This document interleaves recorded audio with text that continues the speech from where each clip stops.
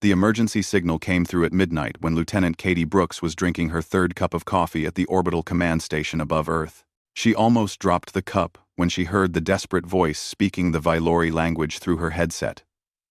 The translation came through clear and urgent. Ambassador Thelnar from the Vailori home planet was asking for help. His world was surrounded by enemy warships from something called the Krathan Dominion. They had given his people only 72 hours to surrender completely or face destruction. He said they had asked everyone for help, but nobody would come. The Galactic Council had refused to send any ships. His people were alone and facing the end. Katie felt her hands shake as she sent the message up to her commanders. She knew the history between Earth and the Vailori people. 40 years ago, when humans were new to space travel and barely had any ships, another alien race called the Krennic Empire had threatened to wipe out all of humanity. They said humans were too dangerous to live, and they were going to destroy every human city and colony. Earth had no way to defend itself back then. The Vailori had been the only ones who came to help. They brought their entire First Fleet and put their ships between Earth and the Krennic Empire. The Vailori told the Krennic that if they wanted to destroy Earth, they would have to go through the Vailori first. The Krennic looked at the Vailori warships and decided it was not worth the fight. They left, and humanity survived because of what the Vailori had done that day. Admiral Stephen Carter got the message 1 hour later at his office in the Pentagon. He was an old military man, with gray hair and steady eyes, who had spent his whole life in the service. He sat alone reading the message 3 times before he called for his assistant, Greg Palmer, to get him Secretary of Defense Linda Hayes immediately. Linda Hayes arrived at his office 20 minutes later, still wearing her evening dress from some political dinner. She had been a young senator 40 years ago, when the Vailori ships had appeared in Earth orbit. She remembered standing on the steps of the Capitol building and looking up at those silver ships that had come to save her world. She remembered the relief and the gratitude and the debt that humanity owed. Admiral Carter showed her the message and they both sat in silence for a long moment. Finally, Linda spoke in a quiet voice and said that the Vailori had saved humanity when nobody else would. She said they had risked everything for Earth. Now they were asking for help, and the rest of the galaxy was turning away from them just like the galaxy had turned away from Earth all those years ago. Admiral Carter nodded and said he wanted to mobilize all 3 of Earth's battle fleets. He said if the president approved, they could have every human warship at the Vailori home planet in 48 hours. Linda looked at him and asked if he understood what that meant. It meant leaving Earth almost defenseless. It meant taking on an enemy that probably had 10 times as many ships. It meant risking everything humanity had built. The Admiral met her eyes and said it was worth it. He said the Vailori had taught humanity what it meant to stand for your friends. Now it was time to show the galaxy that humans remembered their lessons. President Daniel Morgan approved the mobilization before dawn. He went before the United Earth Congress at 6 in the morning and gave a speech that would be remembered for generations. He said that 40 years ago the Vailori people had stood with humanity when nobody else would. They had risked their ships and their people to make sure humans survived. Today the Vailori needed help and the galaxy was looking away. But Earth would not look away. Earth would never forget the people who saved them. The orders went out to every human ship in space. Above Earth, the First Fleet began moving into departure formation. The flagship was called the Defender, and it was a massive ship more than a kilometer long with enough weapons to level a small moon. Captain Julia Martin stood on the bridge and watched her crew work with quick efficiency, getting the ship ready for combat. Julia had studied the Vailori intervention at the military academy.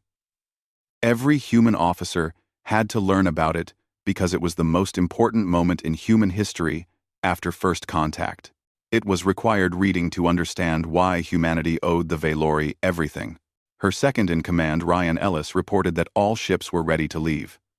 Julia ordered them to plot the fastest possible course to the Vailori home system.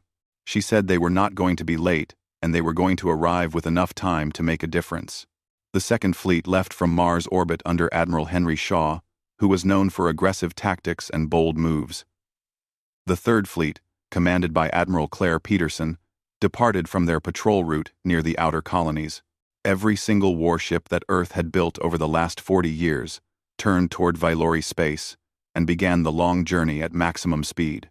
Far away on a space station where the Galactic Council met, the alien leaders watched the human fleet mobilization with growing alarm. Chairman Vexillar, who was a tall reptilian creature with silver scales, looked at the tactical displays showing all the human ships moving. He asked his intelligence director how many ships the humans had. The intelligence director said the humans were moving everything. Their entire military.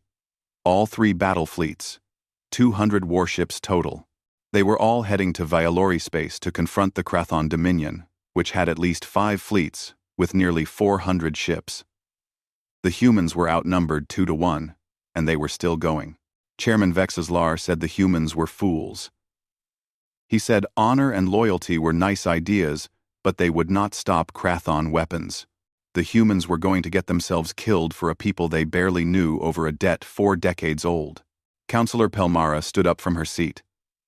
She was Vylori, and her crystalline features caught the light as she looked at the chairman with something like contempt. She said the humans understood something that the council had forgotten. They understood that some things mattered more than tactical advantage. They understood friendship and honor. She said the council should be ashamed that they had refused to help when a member species was threatened, but a young species like humanity was willing to risk everything. The council chamber fell into uncomfortable silence as the truth of her words sank in.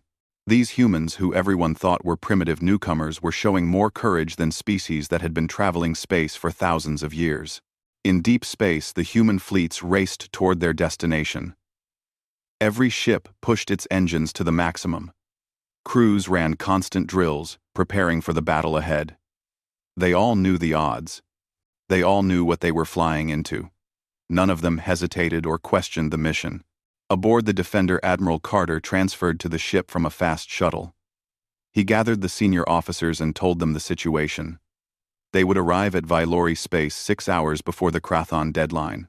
Intelligence estimated 5 Krathon fleets totaling 375 warships. Earth had 200 ships.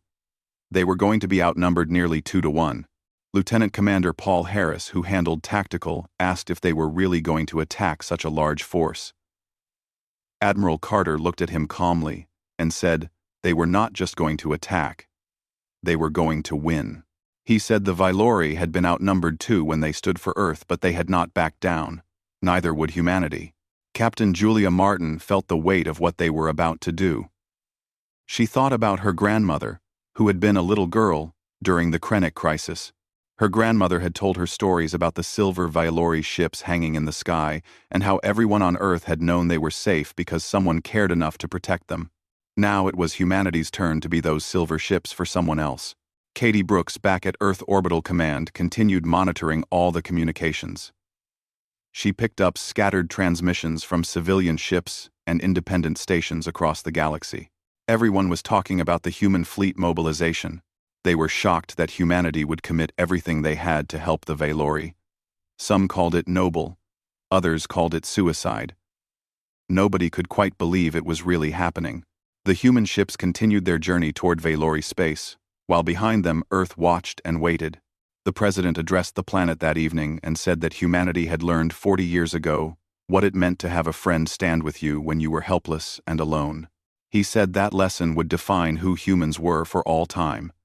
They would never abandon those who had refused to abandon them. The fleets burned through space toward their destination, while the galaxy watched in disbelief and growing respect.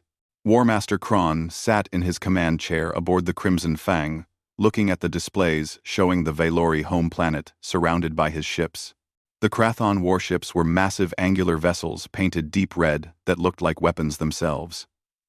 He had 5 complete fleets under his command, which meant nearly 400 warships.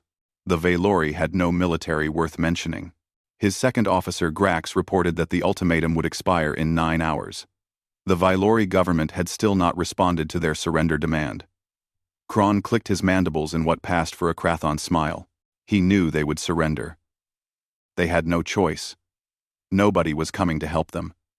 The Galactic Council had voted against intervention, and no single species would dare challenge the Krathon Dominion alone. Down on the Valori planet, Ambassador Thelnar stood in the command center watching the red enemy ships on the displays. His people had tried everything. Diplomacy had failed. Appeals to the Council had been rejected. They had sent desperate messages to every species they had ever traded with or helped. Nobody answered. Nobody was willing to fight the Krathon for them. Then the sensor technician Lyra Sin suddenly called out in surprise. She said she was detecting something strange. Multiple subspace ruptures. Large ships coming out of faster-than-light travel.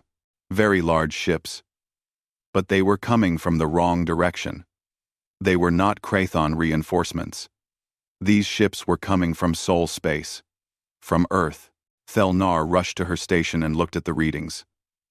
His crystalline hands trembled as he read the data. It was the human fleet. Not just a few ships. Not a token force.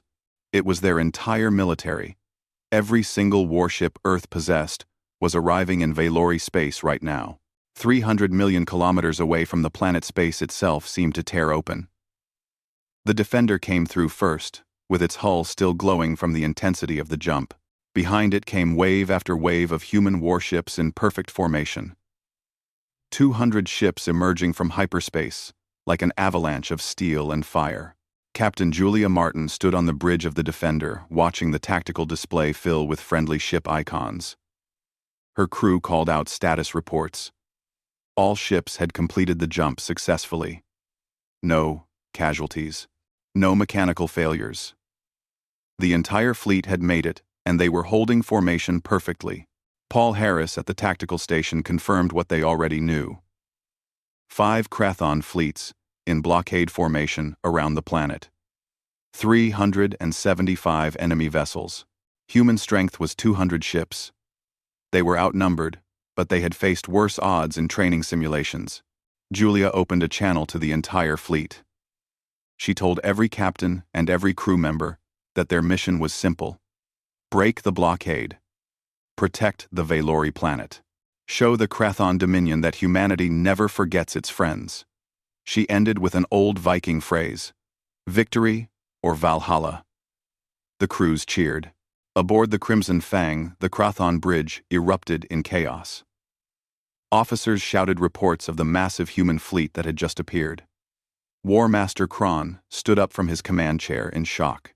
He demanded to know what was happening. Humans had no reason to be here. They had no alliance with the Valori. They were newcomers to galactic politics, who usually stayed quiet and avoided conflicts. But then the transmission came through on every frequency. Admiral Stephen Carter speaking for United Earth Command. His voice was calm and firm. He said that 40 years ago, the Valori people stood between humanity and extinction when others would not. Today, Earth was repaying that debt. He gave the Krathon exactly 1 hour to withdraw all their ships from Valori space. If they remained, they would be removed by force. This was their only warning. On the Galactic Council station, the emergency session had been called the moment the human fleet arrived.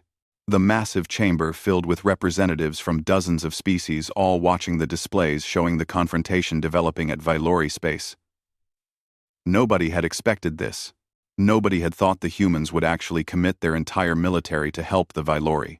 Ambassador Quintar said quietly that the humans actually came.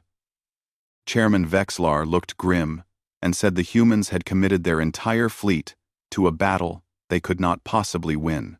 This was not courage, it was insanity. Counselor Pelmara stood and her voice rang through the chamber. She said it was loyalty. She said it was honor. She said these were concepts the Council seemed to have forgotten. The humans understood something they did not. That friendship and keeping promises had value beyond immediate tactical concerns. Another counselor said that honor would not save the humans from Krathon weapons. Pelmara replied that perhaps not, but it would make them worthy of being remembered, which was more than she could say for the Council that had abandoned her people. War Master Kron stared at the tactical displays trying to decide what to do. His intelligence officer Mex brought up files on human combat capabilities. They showed limited combat experience, a few pirate encounters, some border skirmishes. Nothing on this scale. Human ships were smaller than Krathon vessels and appeared to have less armor. Their weapons seemed roughly equivalent but possibly inferior. Kron asked why he felt uneasy then. Grax suggested it was because the humans were either very brave or very stupid.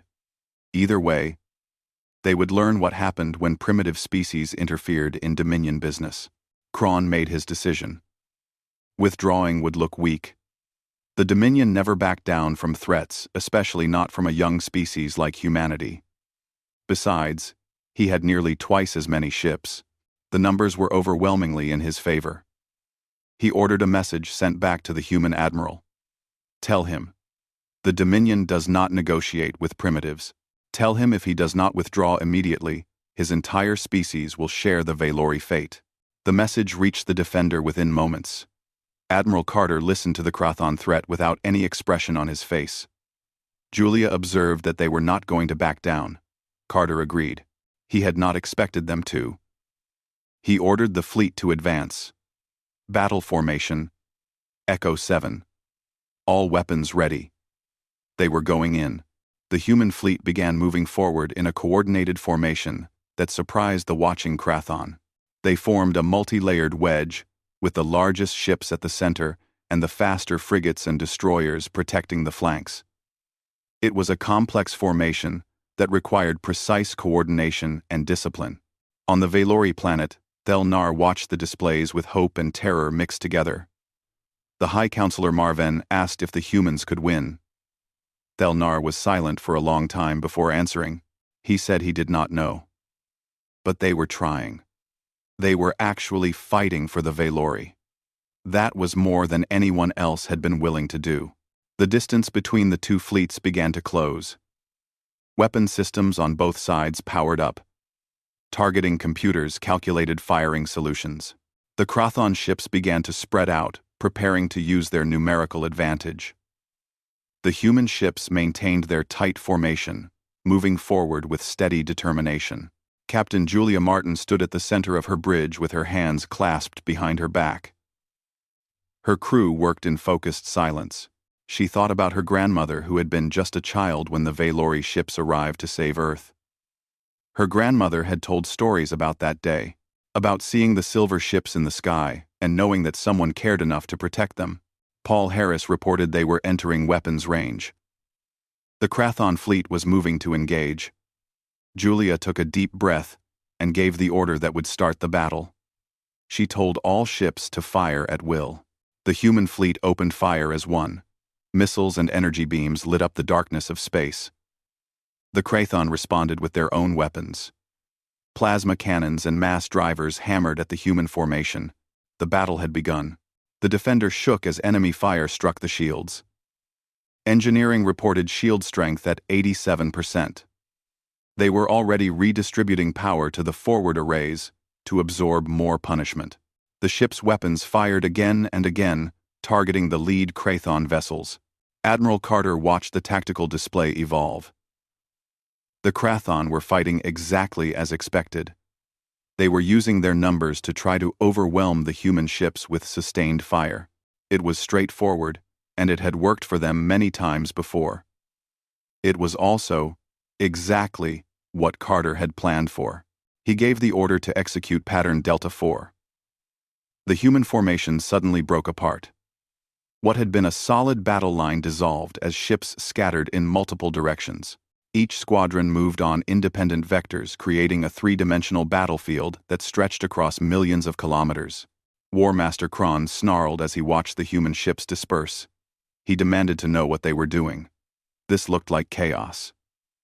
Mechs studied the pattern and slowly realized it was not chaos at all.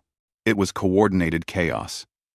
Each human squadron was still operating together, but they were forcing the Krathon to divide their fire across dozens of different targets. Admiral Henry Shaw led the Second Fleet in a high-speed flanking attack that came at the Krathon left wing. His flagship Resolution led 30 destroyers on a curving path that brought them against the exposed side of the Krathon formation. They targeted command ships, trying to disrupt enemy coordination.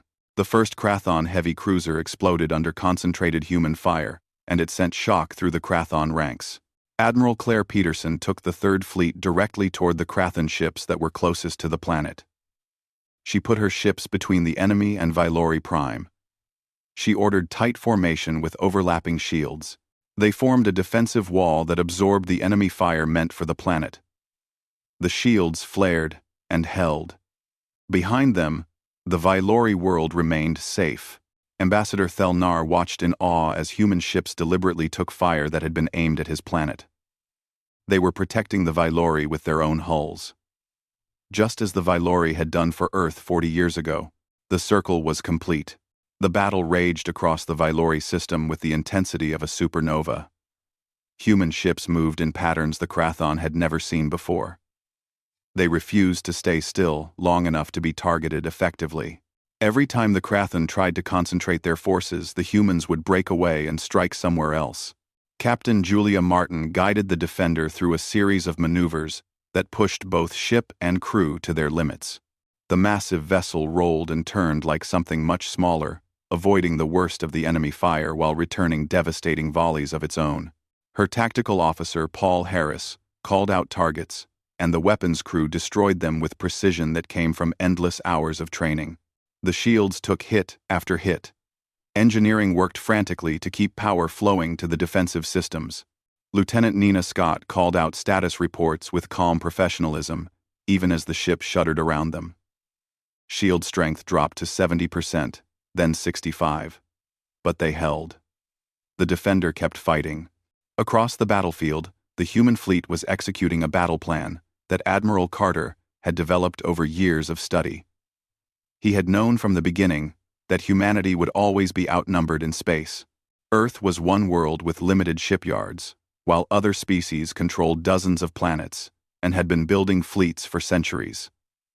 The only way to win was to fight smarter, not harder. The Krathan relied on traditional formations and overwhelming firepower. They expected their enemies to meet them in conventional battle, where numbers would decide the outcome. But the humans refused to fight that way. They broke into small squadrons that operated independently but in coordination. They used speed and precision instead of raw strength. They made every shot count and never stayed in one place long enough to be trapped. War Master Kron watched his tactical display with growing frustration. His ships were everywhere, trying to respond to threats from multiple directions simultaneously. Every time he ordered a concentration of force, the humans would slip away and attack somewhere else. He was losing ships steadily, while the human losses remained surprisingly light. Grax reported they had lost 40 vessels so far. The humans had lost fewer than 10. This was not how the battle was supposed to go. The Krathan had twice the numbers, but somehow the humans were winning anyway. Then, something new appeared on the sensors. Small objects launching from the human ships. Thousands of them spreading across the battlefield like a swarm of insects. Kron demanded to know what they were. The answer came quickly. They were autonomous combat drones. Unmanned machines, no larger than shuttles with simple programming. They attacked everything in range, targeting engines, weapon systems, sensor arrays. Individually, they did little damage. But there were thousands of them, and they were everywhere at once. The Krathan fleet suddenly found itself fighting on two fronts. The human ships were bad enough, but now they also had to deal with endless waves of drones that came from every direction. Point defense systems struggled to track so many small, fast targets. Larger weapons were wasted, trying to shoot down individual drones. The Krathan formation began to come apart under the pressure. Admiral Henry Shaw saw the enemy confusion and pressed his advantage. The Second Fleet drove deep into the Krathan left wing, destroying ship after ship. The Resolution led the charge with Shaw personally directing the assault.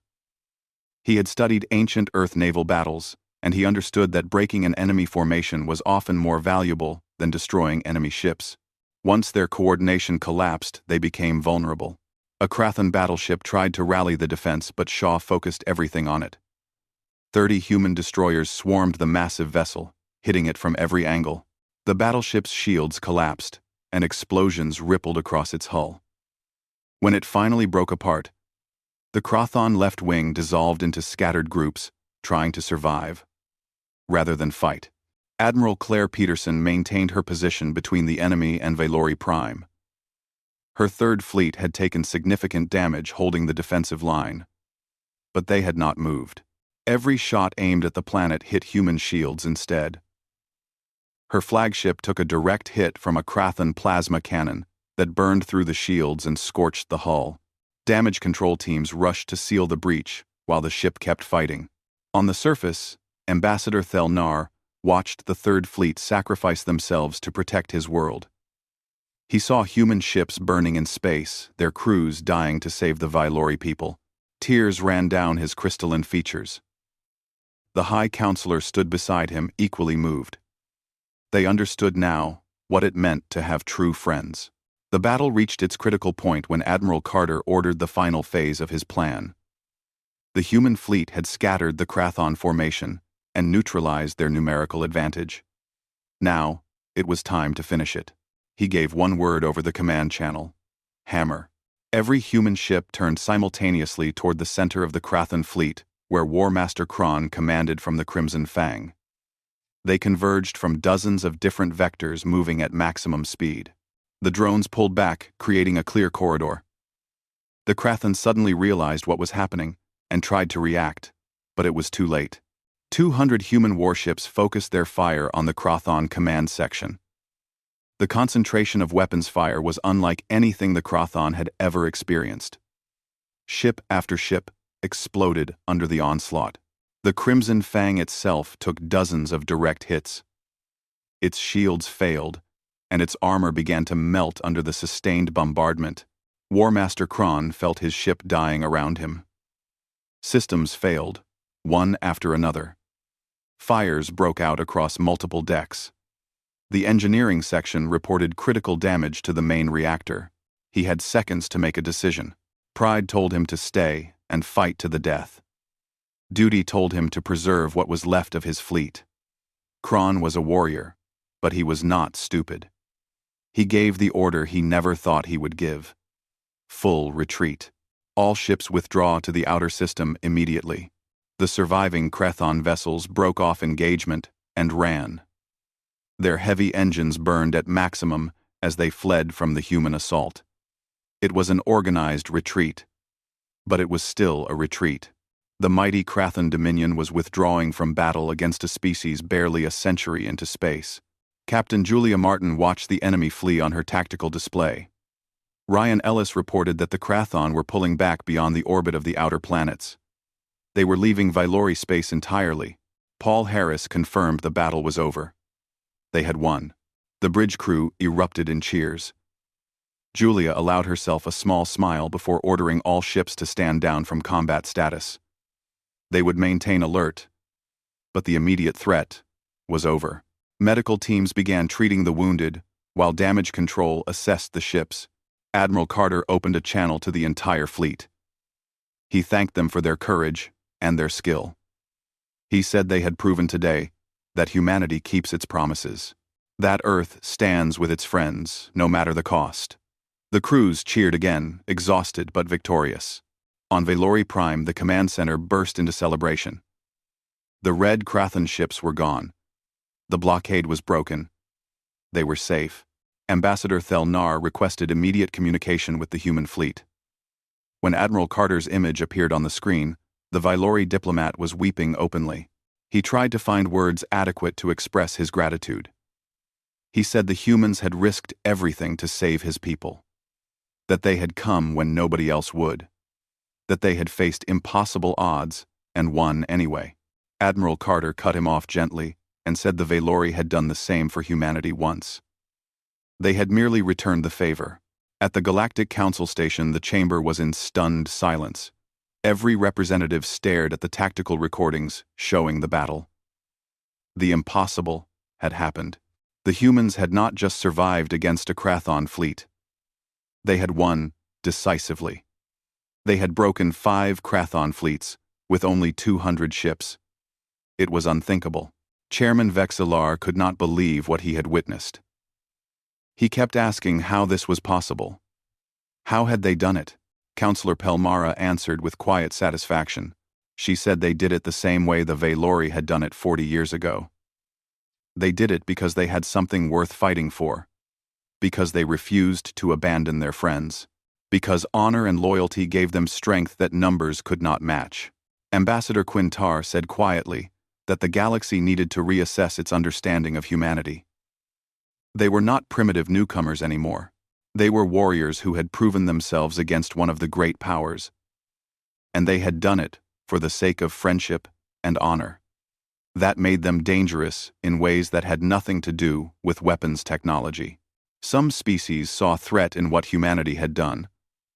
Others saw opportunity. But everyone saw that the galaxy had changed today.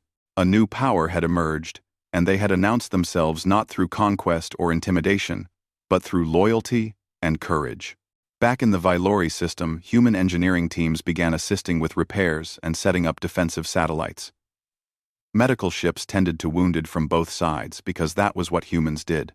Even Krathon prisoners received proper medical care and treatment according to the rules of war. Captain Julia Martin walked through the medical bay visiting the injured. 23 human casualties and 3 deaths. Given the scale of the battle, it was miraculously light, but each loss hurt. She spoke with every wounded sailor, thanking them for their service and their sacrifice. One young ensign asked if they really beat the Krathon. Julia sat on the edge of his bed and told him, yes, they did.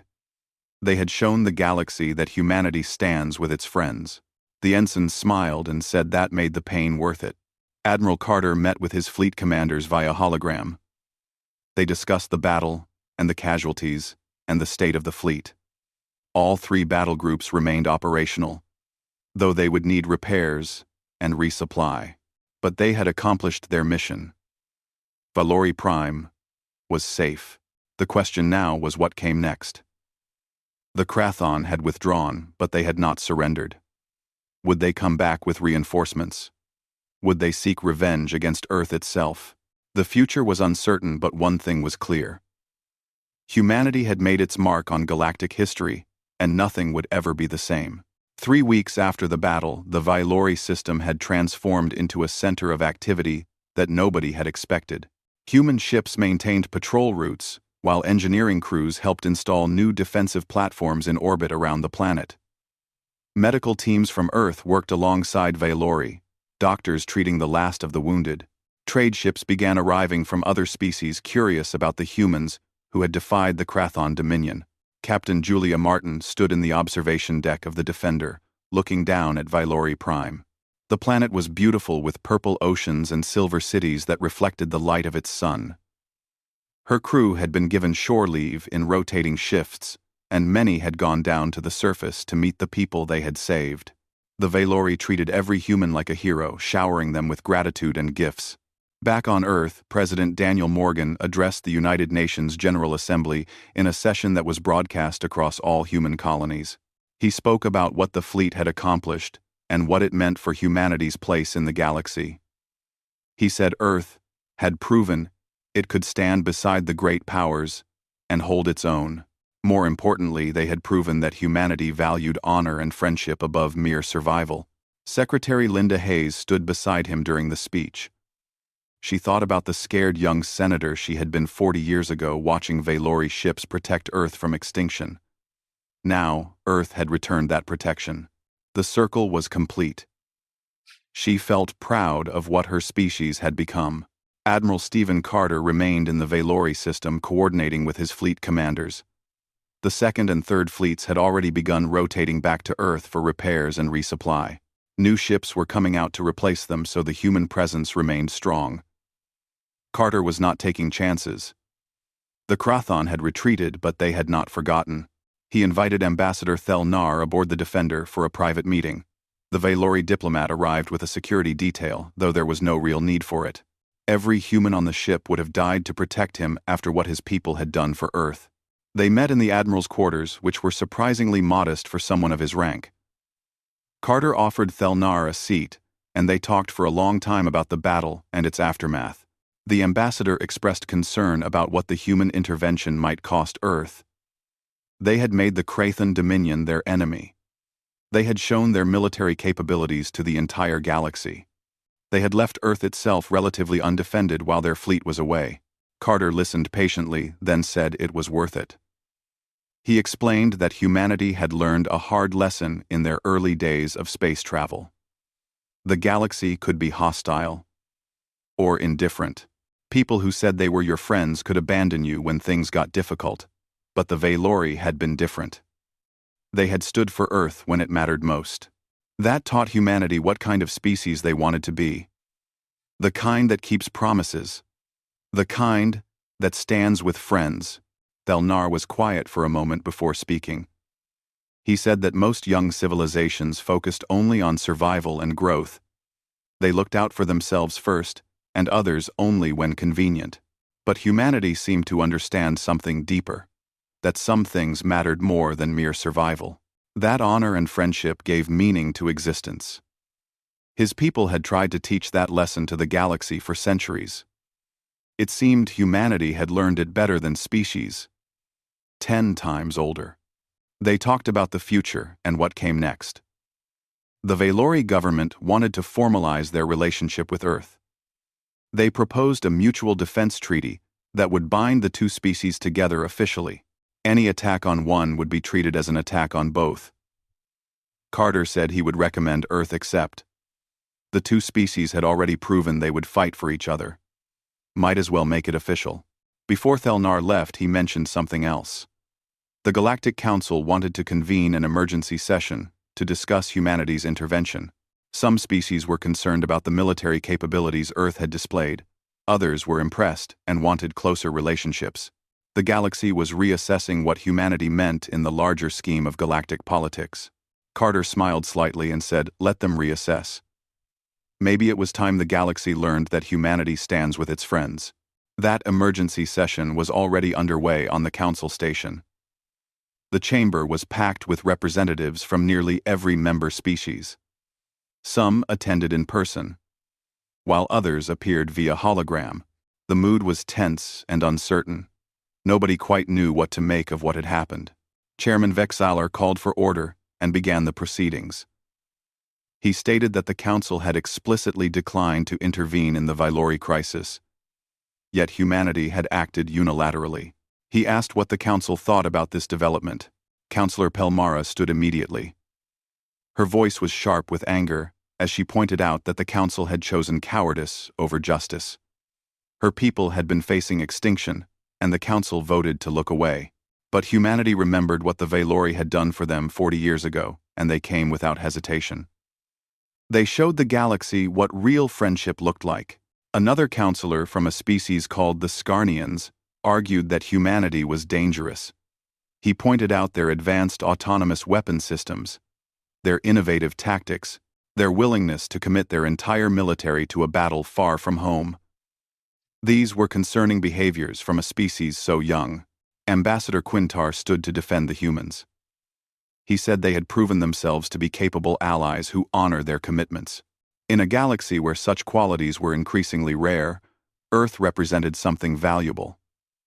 Perhaps the Council should welcome species who understood loyalty rather than fear them. The debate continued for hours, with species taking positions based on their own interests. Some wanted closer ties with Earth, seeing opportunity in alliance with a rising power. Others wanted restrictions placed on human military development, fearing what a species this capable might do in the future. Finally, a vote was called. The resolution carefully acknowledged humanity's intervention and recognized Earth's growing importance. It recommended establishing formal diplomatic channels between the Council and Earth. The vote passed, but barely. The galaxy remained divided on what humanity represented. In the depths of space, far from Valori, the Krathon fleet had regrouped. War Master Kron stood before the ruling council of the Dominion, in a massive chamber decorated with trophies from 1,000 conquests. The High Warlord Taxar questioned him harshly about the defeat.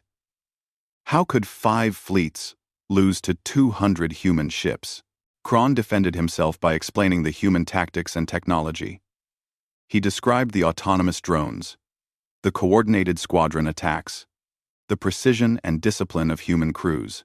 He said the humans fought unlike any species the Dominion had faced before. They used innovation and coordination to overcome their numerical disadvantage. The council members argued about what to do next. Some wanted to send more fleets to crush the humans and restore Dominion pride. Others questioned whether Valori was worth the cost of continued conflict. High Warlord Thaxar listened to all sides before making his decision.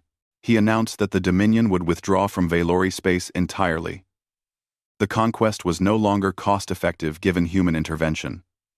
However, he made it clear that the Dominion would not forget what happened. Humanity had made a powerful enemy, and one day there would be a reckoning. But that day was not today.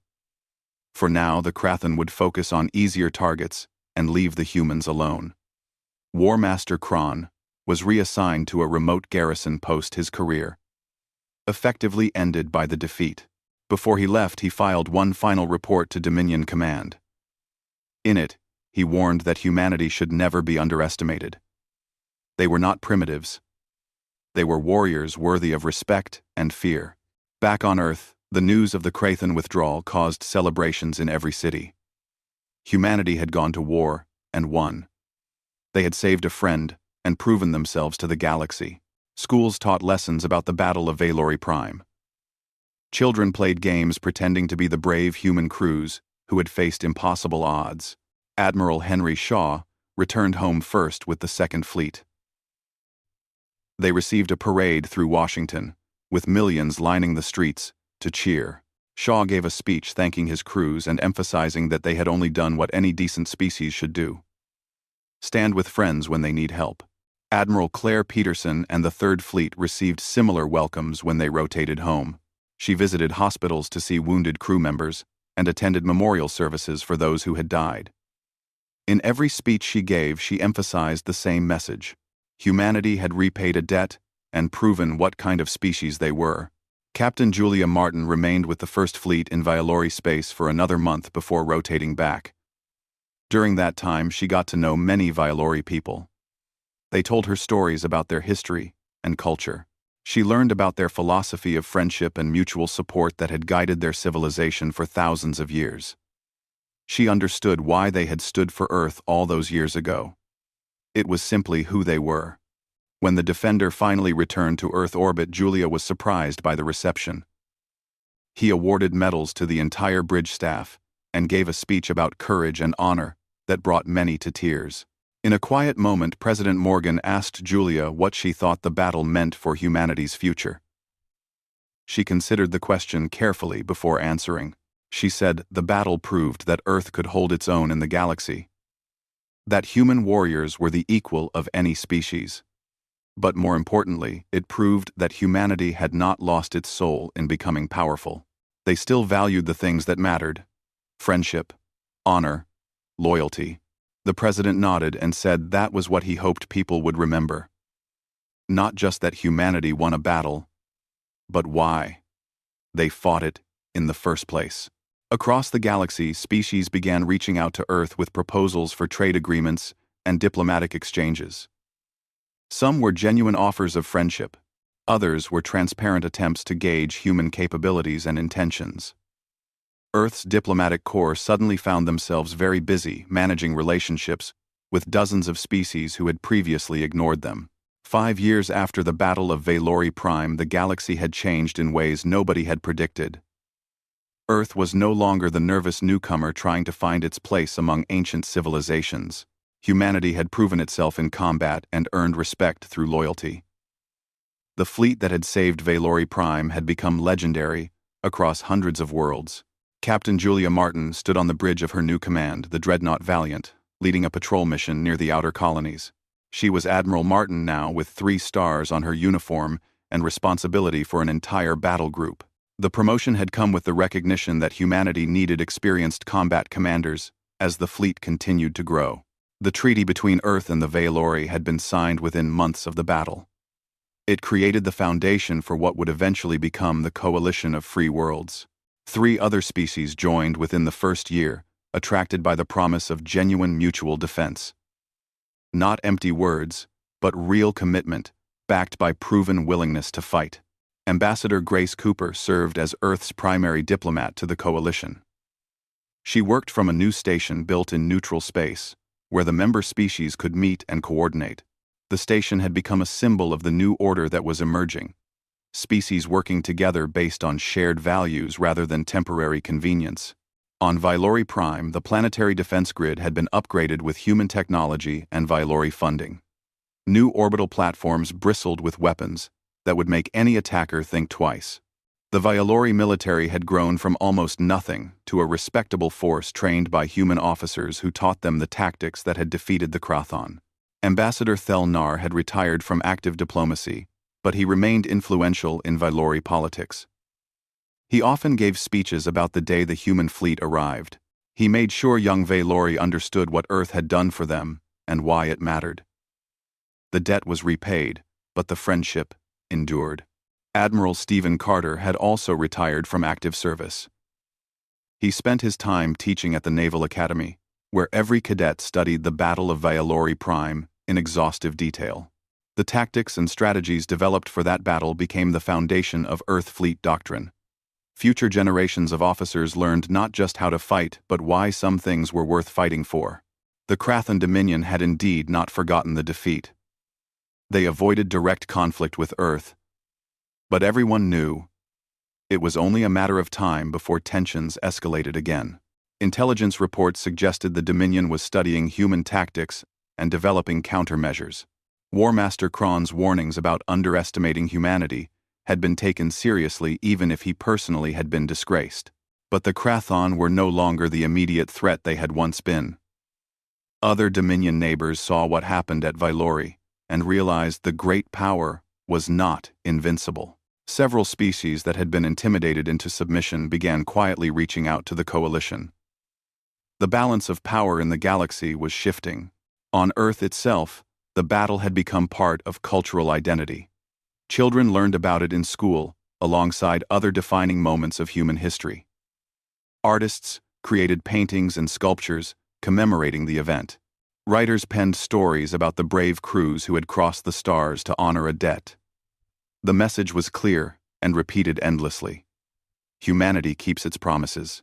President Daniel Morgan had been re-elected in a landslide, partly due to his handling of the Vylori crisis. In his second inaugural address, he spoke about what kind of civilization Earth was building. Not an empire built on conquest. Not a merchant state focused only on profit. But a society that valued honor, friendship, and keeping commitments. Those principles would guide humanity's future in space.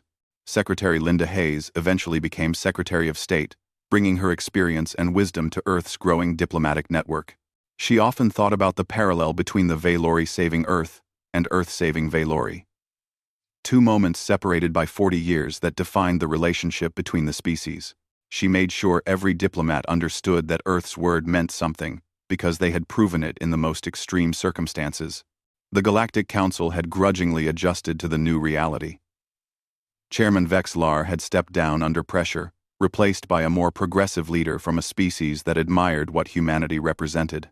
The new chairman openly stated that the council should have intervened to save Vylori, and praised Earth for doing what was right when others would not.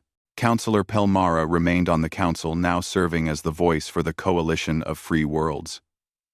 She pushed for reforms that would prevent future situations where member species were abandoned in crisis. Many of her proposals were inspired by human ideas about mutual defense and genuine alliance. Some species resisted, but the momentum was clearly in favor of change. At the Earth Naval Academy, thousands of kilometers above the planet in orbital facilities, young officers trained for service in the growing fleet. They studied the battle recordings over and over, analyzing every decision, every maneuver. Instructors who had fought at Vylori Prime taught tactics, classes, and shared their experiences. One instructor was Commander Ryan Ellis, who had served as executive officer on the Defender. He told his students that the battle was won before it started. It was won when Earth decided that honor mattered more than safety. That friendship was worth risking everything. The actual fighting was just the implementation of values that had already been chosen. Lieutenant Katie Brooks, who had been first to receive the Vylori distress call, had risen through the ranks to command her own ship. She led a frigate squadron protecting trade routes between Earth and the coalition worlds. Her crew knew the story of how she had forwarded that desperate message up the chain of command, starting the sequence that led to the battle. She told them she was just doing her job, but they treated her like she was part of history. In a way, she was.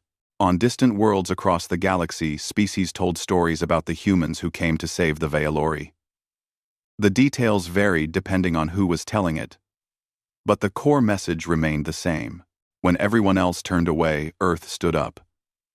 When the odds were impossible, they fought anyway. When friendship called, they answered. Some species admired this. Others found it naive. A few worried that such commitment to abstract principles made humans unpredictable and therefore dangerous. But everyone agreed that the galaxy had to take humanity seriously now. A decade after the battle, new crises emerged. A species called the Threxians faced invasion from pirates who had captured military equipment. They sent a desperate call for help to the Galactic Council. The Council debated and delayed as usual.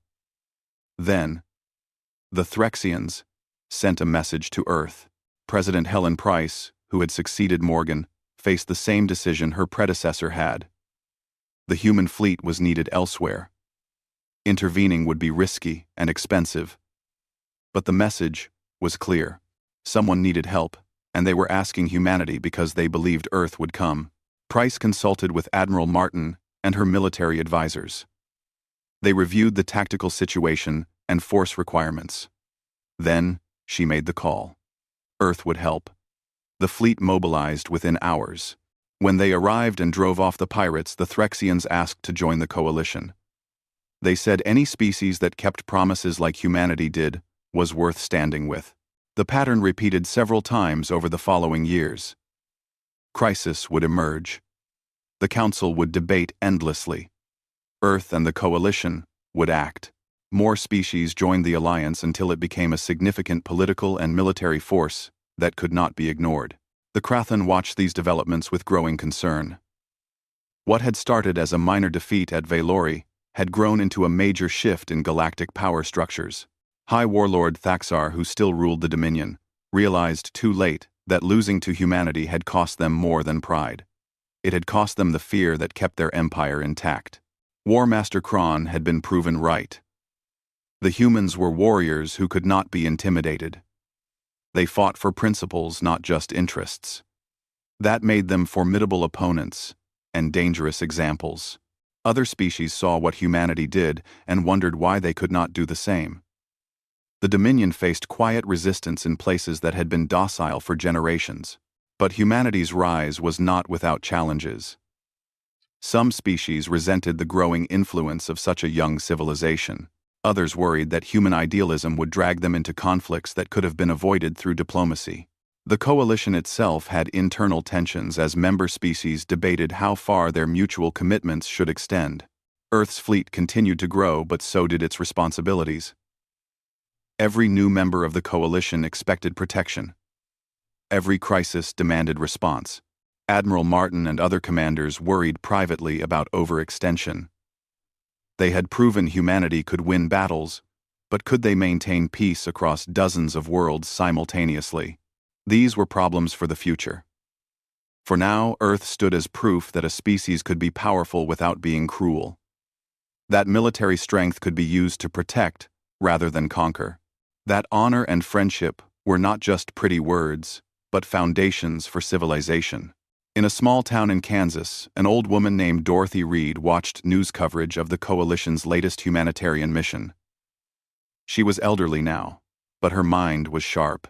She remembered being a girl of 8 when the Valori ships appeared in Earth's sky. She remembered the fear before they arrived, and the relief after.